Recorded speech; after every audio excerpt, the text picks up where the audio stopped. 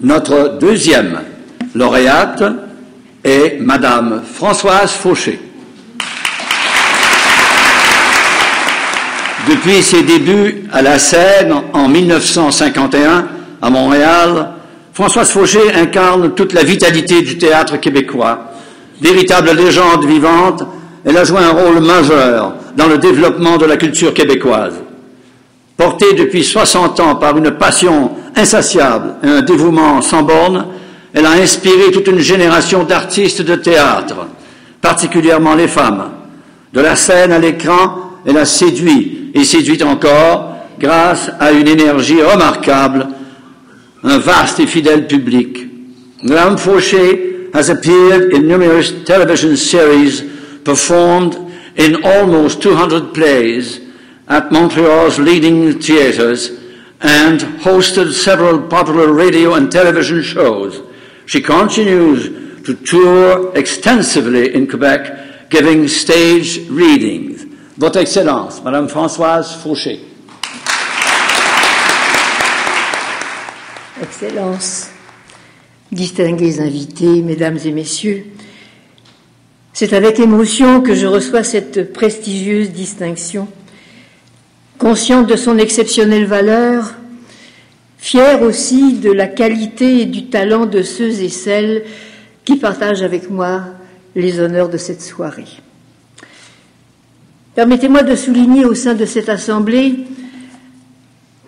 la présence de ma petite fille, Clémentine, qui me fait la joie d'assister à ma distribution des prix. Il y a quelques jours, nous nous réjouissions ensemble, elle et moi, des magnifiques notes qui ornaient son dernier bulletin. Eh bien, tu vois, Clémentine, c'est à mon tour ce soir de glaner des A+. Et ce soir, je dois te dire que mon méritas, je te le dédie. Alfred Musset considérait les médailles et autres récompenses comme des hochets d'enfants. Mouvement d'humeur jaillit, je suppose, d'une journée de vin triste. Pour moi, je traduis ce geste de votre part comme une façon élégante et généreuse de me dire que j'ai bien travaillé, que ces 60 années de carrière n'ont pas été vaines, qu'elles ont un sens et ont apporté un surcroît de vie à la communauté. Tu connaîtras la justesse de ton chemin à ce qui t'aura rendu heureux, a dit le philosophe grec. Eh bien oui, je suis heureuse. Heureuse du chemin parcouru, étonnée encore aujourd'hui d'avoir pu faire un tel choix, reconnaissante envers le théâtre qui m'a ouverte au monde et à moi-même, et qui, au fil des jours, pendant plus d'un demi-siècle de découvertes en émerveillement, m'a plongée au plus profond de cette énigme qu'est l'être humain. Éblouie aussi par cette chance inouïe qui m'a conduite à Montréal en mai 1951, alors que les vieux carcans commençaient à éclater de toutes parts. Je suis en effet, vous le savez, de l'importation, et je dois dire que nous nous sommes fort bien accommodés l'un à l'autre, le Québec et moi, fiers de participer ensemble avec enthousiasme et dans notre belle langue française à son extraordinaire vitalité créatrice et au rayonnement de sa culture. Gratitude, infinie gratitude et tendresse profonde pour mon pays choisi. Étrange métier que celui de comédienne.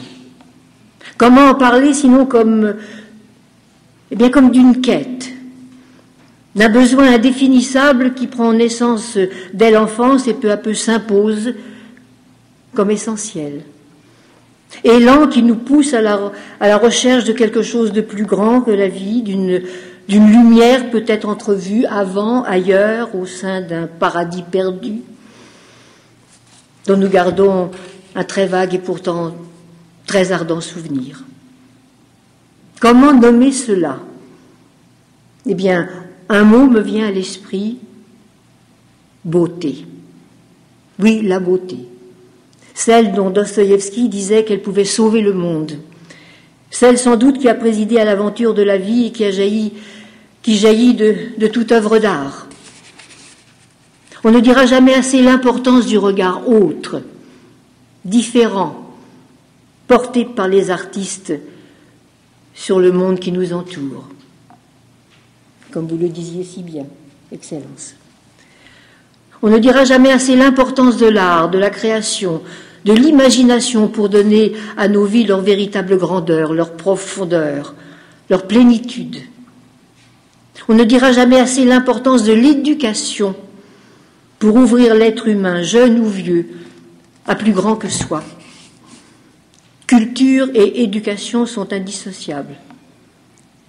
Pour faire échec à la violence, aux inégalités, à la barbarie ambiante, il nous faut porter la culture, théâtre, danse, peinture, musique, littérature, au cœur même de l'école. Une petite anecdote pour terminer. En janvier dernier, je suis allée faire la lecture de Contes pour enfants Passage de Jacques Prévert dans des écoles de quartiers défavorisés de Montréal à des enfants de 8, 9, 10 ans, pour qui le français était une langue plus que seconde. Moment précieux d'intense communication, envol dans le rêve et l'imaginaire sur la musique des mots du poète. À la fin de la lecture, un petit élève au regard intense et qui était assis là, tout près de moi, me demande « T'as quel âge, toi ?» Je lui dis « Devine, 60 ?» Oh, plus que ça. 70 ? Encore plus. J'ai 80 ans. Alors le petit garçon bondit sur sa chaise et se tournant vers la classe, il crie « Waouh ! Elle a 80 ans et elle nous lit des histoires !» Eh bien ce « waouh » là, c'est mon viatique. Il m'accompagnera, je pense, jusqu'à mon dernier souffle. Il est ma force pour l'avenir. Il m'indique le chemin à suivre, le travail à accomplir encore et toujours, car jusqu'à l'ultime instant, j'en suis persuadée, il y a de la vie et de la beauté à partager. En fait, une histoire à raconter. Il était une fois... Mais vous voyez, ça n'est jamais fini. Je vous remercie et je vous souhaite une très belle soirée.